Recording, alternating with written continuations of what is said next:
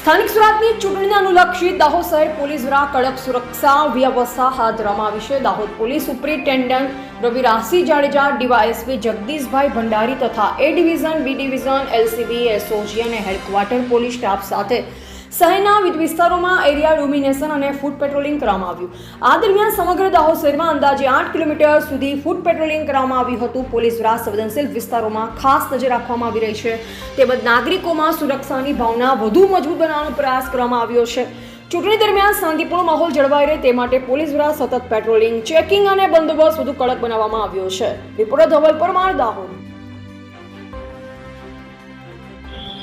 તારીખ 26/4/2026 ના રોજ દાહોદ જિલ્લામાં સ્થાનિક સ્વરાજની ચૂંટણી અન્વયે તાલુકા પંચાયત અને જિલ્લા પંચાયતની બેઠકોની મતદાન અને ચૂંટણી યોજાનાર છે। સાથે સાથે દાહોદ નગરપાલિકાની ચૂંટણી પણ યોજાનાર છે।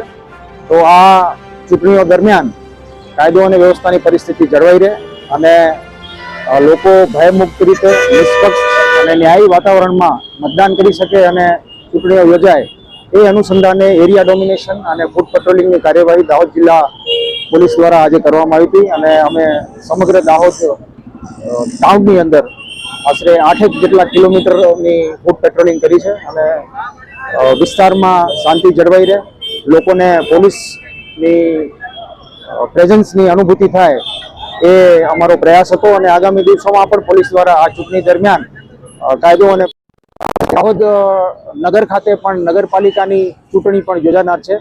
એ અનુસંધાને આજે રોજ દાહોદ જિલ્લા પોલીસ દ્વારા દાહોદ શહેર police, A division, B division, LCB, SOG અને ડિવિઝનની પોલીસ સાથે હેડક્વાર્ટરની પોલીસ અને ન્યૂ એલઆરડી સાથે દાહોદ નગર ખાતે અમારા દ્વારા એરિયા ડોમિનન્સ અને ફૂટ પેટ્રોલિંગની કાર્યવાહી કરવામાં આવેલી છે।